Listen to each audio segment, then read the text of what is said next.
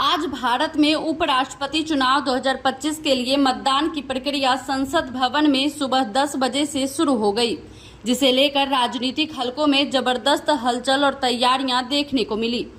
सबसे पहले भाजपा के राष्ट्रीय अध्यक्ष एवं केंद्रीय मंत्री जेपी नड्डा संसद भवन पहुंचे और मतदान किया। कांग्रेस के वरिष्ठ नेता राहुल गांधी, सोनिया गांधी और मल्लिकार्जुन खड़गे भी मतदान करने के लिए संसद पहुंचे। इससे पहले एनडीए के उपराष्ट्रपति उम्मीदवार और महाराष्ट्र के राज्यपाल सीपी राधाकृष्णन ने लोधी रोड क्षेत्र स्थित श्री राम मंदिर में जाकर भगवान राम की पूजा अर्चना की और देश की समृद्धि, लोकतंत्र की मजबूती तथा निष्पक्ष चुनाव प्रक्रिया की कामना की। इस चुनाव में भारत का निर्वाचक मंडल भाग ले रहा है, जिसमें राज्यसभा के 233 निर्वाचित सदस्य, 12 मनोनीत सदस्य और लोकसभा के 543 निर्वाचित सदस्य शामिल हैं।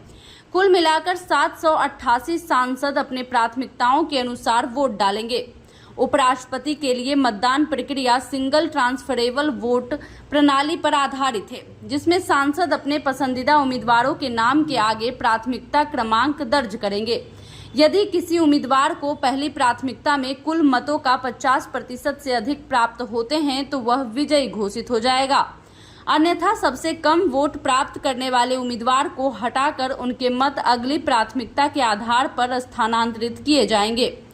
इस बार राजनीतिक माहौल बेहद संवेदनशील रहा। भाजपा सांसद प्रदीप पुरोहित और जेडीयू सांसद लवली आनंद ने एनडीए उम्मीदवार सीपी राधाकृष्णन की जीत पर पूरा भरोसा जताया। वहीं भाजपा सांसद पीपी चौधरी ने यह भी कहा कि केवल एनडीए सांसद ही नहीं बल्कि इंडिया गठबंधन के कई सांसद भी राधाकृष्णन को समर्थन दे रहे हैं। हम तो इलेक्शन जीतने वाले हैं। Thank you. और सर, अंतरात्मा की बात आपने की है, क्या लगता है क्रॉस वोटिंग होगा? क्रॉस वोटिंग का शब्द आज तक मैं कभी इस्तेमाल करें, मैं सिर्फ अंतरात्मा की आवाज को जगाने के लिए कोशिश कर रहा हूँ। I did not say there will be cross voting. I don't know sir, अगर आप व्हाट इज क्रॉस वोटिंग। क्या कहेंगे सर, प्रायोरिटी क्या होगी आपकी जीत? और एनडीए के उम्मीदवार भारी मतों से विजयी होकर आएंगे, ऐसा मुझे पूर्ण विश्वास है और देश को एक नई। वहीं समाजवादी पार्टी के सांसद जिया उर रहमान बर्क ने कहा कि इंडिया ब्लॉक के उम्मीदवार बी सुदर्शन रेड्डी न्यायिक पृष्ठभूमि के चलते पूरी तरह तटस्थ रहेंगे और संविधान के मूल कार्य को आगे बढ़ाएंगे। वहीं कांग्रेस नेता डीके शिव कुमार ने साफ कहा कि इंडिया गठबंधन मिलकर एनडीए उम्मीदवार के खिलाफ वोटिंग करेगा। इस चुनाव में शिरोमणि अकाली दल, बीआरएस, बीजेडी और निर्दलीय सांसद सरबजीत सिंह खालसा व अमृतपाल सिंह ने मतदान से दूरी बनाई है, जिसका कारण केंद्र और राज्य सरकार पर बाढ़ राहत कार्यों में कथित कुप्रबंधन बताया जा रहा है।